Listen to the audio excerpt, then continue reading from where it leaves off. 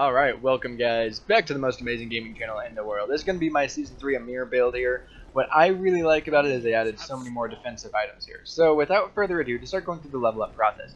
Now, before I start the level up process, realize that your one ability, if you have someone that keeps barely getting away with barely any life, you may want to go and put a point or two in that, just to give you that extra second or two.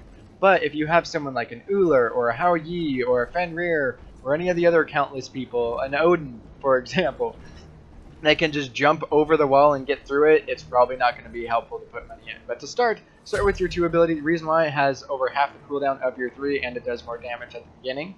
Then hit your 3 and 1, and come back and upgrade your 2 because just getting that little bit of extra poke will be amazing.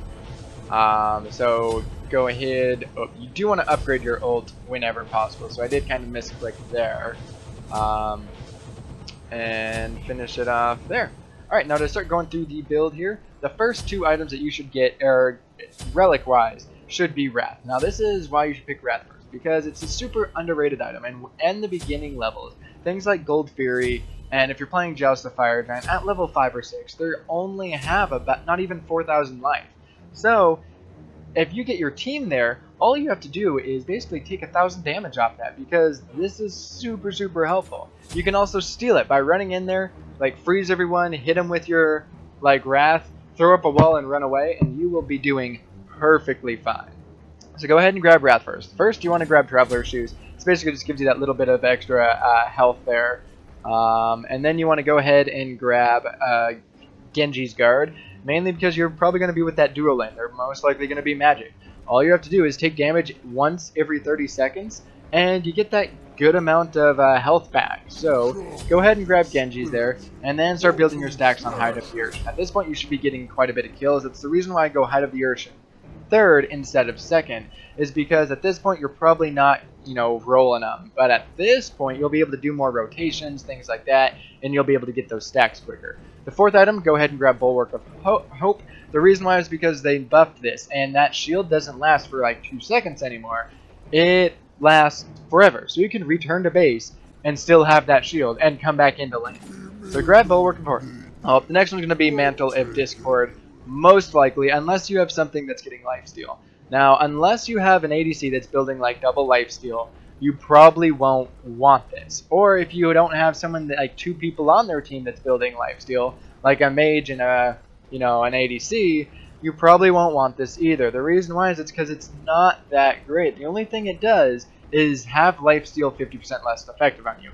The damage is still going to be there, so if they're going to hit you for 800, they're only going to steal 400. You're still taking the max damage. So this, as of right now, cool thought, but unless they have double stacks or a double lifesteal, you're probably not going to really need Spectral Armor. Because you can get something like Hat of the Nemean Lion, which not only gives you more physical protection, but gives you a lot of it reflects 20% of it back. So you'll be super tanky and be able to reflect a lot of it back. Nonetheless, go ahead and pick up Mantle of Discord, because it's going to be super helpful in team fights for you just to, when you go below that 30% health, you get a shield and you go ahead and stun everyone. That's going to be ridiculous. In addition to that, it does give you that little bit of CDR and the physical and magical protection. So the last one's going to really depend on what I was saying. Now again, Spectral Armor, if you do have an ADC building double stacks, probably pick that up before Height of the Ocean, because it's going to just murder you for him to be stealing that much off of you. So keep that in mind, but otherwise it's probably not a super useful item, but there are some ADCs that go out and do that. Otherwise, you only have 184 physical protections at this point.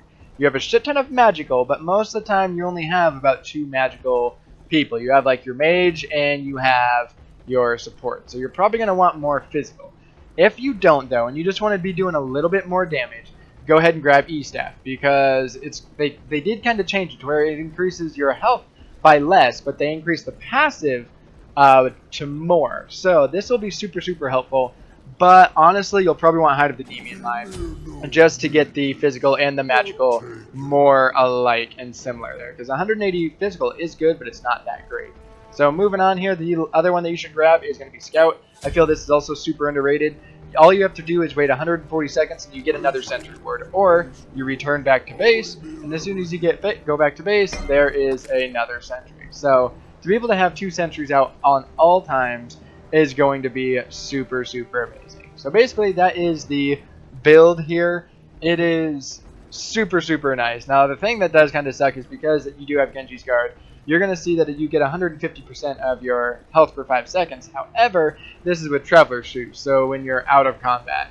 So you'll see here, as soon as I enter, it goes down to 26, which is a slight downfall, but then it jumps up to 65. So hopefully you guys enjoyed the build. If you did, give it a like, comment, subscribe, all that fun shit.